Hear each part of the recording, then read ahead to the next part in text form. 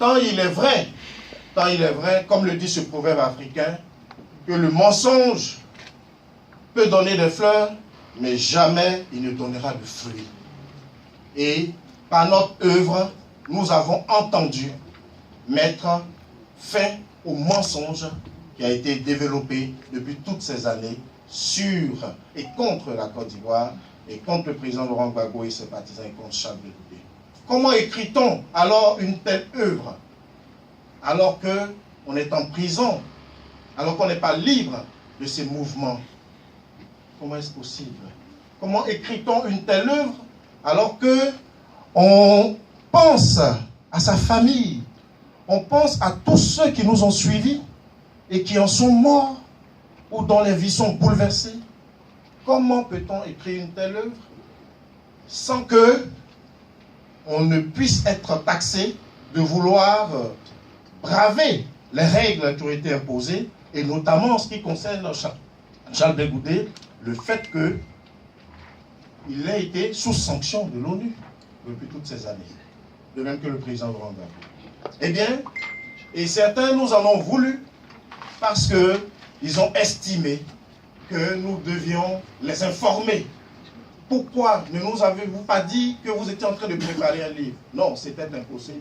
Il fallait le secret, il fallait la discrétion. Et il fallait une rencontre. Il fallait la rencontre de deux frères, de deux amis qui sont connus au seuil de leur jeunesse lorsqu'ils se battaient aux côtés de nos aînés pour promouvoir des idées nouvelles, pour promouvoir la démocratie.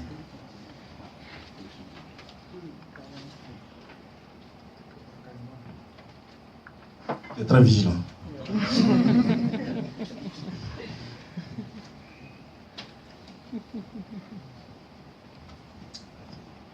Et donc, il fallait cette confiance, il fallait cette rencontre. Et Charles Blé Goudé, je l'explique dans mon avant-propos, j'explique comment nous nous sommes connus. C'est cette génération de feu et de fer, avec d'autres dont vous entendez parler. Et c'est ainsi que nous lançons le fait qu'à des moments, on n'était pas toujours en phase dans la vision, dans la façon dont le combat était mené. Nous avons gardé cette fraternité et nous avons nourri cette fraternité de telle sorte que, pendant qu'il était en Côte d'Ivoire, régulièrement nous nous voyons, comme je l'explique, et quand il a été en exil, nous nous voyons également. Et c'est de là qu'est née l'idée de témoigner, pour ne pas que, un jour, si malheur arrivait, tout ce qu'il savait, ou ce qu'il voulait laisser à la postérité, ne disparaisse pas. Voilà comment il a pris des notes durant son exil, et voilà comment, sur la base de ces notes, nous avons commencé à travailler au gré de mes visites. Et j'ai dû utiliser une méthode, la méthode socratique, dite de la maïeutique. Ça, c'est pour mon ami Patrice Coutet. C'est-à-dire, comment arriver à faire accoucher les idées. Et pour faire accoucher Charles Blé Goudé, je puis vous dire que c'est aussi difficile qu'une grossesse normale. Parce que c'était d'abord aller au fond de son être, l'inviter et le convaincre à se confier, à dire des choses intimes, ce qu'il avait vécu. Ce ne fut pas facile. Et donc, quand nous travaillions, nous avions des moments d'abattement parce que à certains moments, on n'avançait pas. Et à d'autres moments, il me relançait le lendemain ou quelques jours après, me disant, j'ai une idée. Et j'avais à la fois le regard de l'avocat, de l'ami, pour lui dire, non, on ne pouvait pas faire ceci ou cela. Donc on marchait sur des œufs, tout en devant préserver tout cela.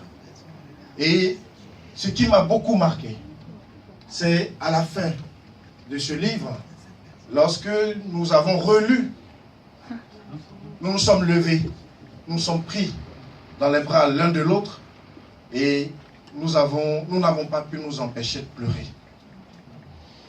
Parce que c'était une libération mutuelle. Parce que également à travers lui, je vivais aussi ma vie, qui est celle de millions de jeunes Ivoiriens partis de rien, des enfants de pauvres, comme on dit, des fils du peuple, qui ont cru à un idéal, qui ont cru qu'ils se battaient pour la justice.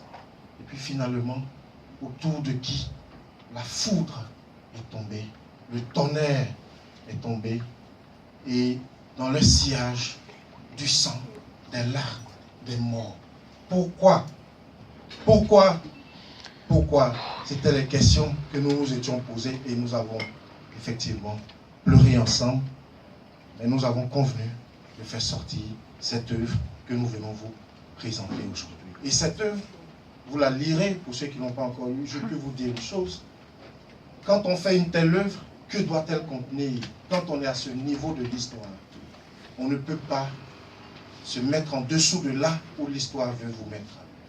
On ne peut pas tomber dans les règlements de compte. Non. On ne peut pas cultiver la vengeance. Non. On ne peut que tirer les leçons de ce qu'on a vécu pour que cela soit une source de remotivation pour la suite du combat. C'est pour cela que vous verrez que c'est une œuvre qui est un moment de cohésion et de solidarité lorsque nous racontons notre vie à la cité universitaire, cette solidarité avec les amis, les Damana Picasse, les anciens amis, les Soro Guillaume, les Siriki Konaté, dont je fus un très bon ami, un frère, quand nous racontions tout cela, la bataille alimentaire, la BA, comment manger avec 200 à 3.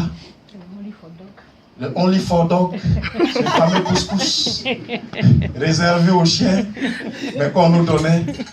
Cela dit, personne n'a jamais vu le paquet où c'était écrit Only for Dog. On a dit quand même, et on a chanté ça. Voyez-vous, c'est ça la Côte d'Ivoire, et c'est ce que nous avons voulu faire, et Charles de Goudet a donc voulu faire de ce livre une réaffirmation de ses valeurs et de son engagement. Voilà pourquoi, quelque part, ce livre est devenu dangereux. Voilà pourquoi ce livre fait peur. Voilà pourquoi ce livre a été interdit par un SMS du shérif en chef de la plutocratie ivoirienne, un SMS envoyé à des libraires pour leur faire injonction de ne plus vendre ce livre. Ce livre fait peur parce qu'il met le jour sur des pratiques qui doivent cesser. Ce livre fait peur parce qu'il met en évidence des accointances entre les forces du mal, alors que la Côte d'Ivoire a besoin de paix et de sécurité pour tous ses citoyens. Ce livre fait peur parce qu'il met le doigt sur des compromissions qui mettent en cause, qui mettent en péril la cohésion de notre pays, la Côte d'Ivoire de demain. Et aujourd'hui, n'est-ce pas, c'est avec beaucoup d'émotion que je suis venu vous présenter cette œuvre qui sera décortiquée sous d'autres angles. Et je ne peux terminer cette petite introduction sans revenir à cette citation qui ressort du livre de Charles Blé Goudet, mais n'y figure pas, que je vous invite à méditer. Seul l'homme qui sait ce que c'est que d'être vaincu peut atteindre le plus profond de son âme et revenir avec le supplément de force qu'il faut pour gagner. Nous reviendrons de l'enfer et nous gagnerons. Amen.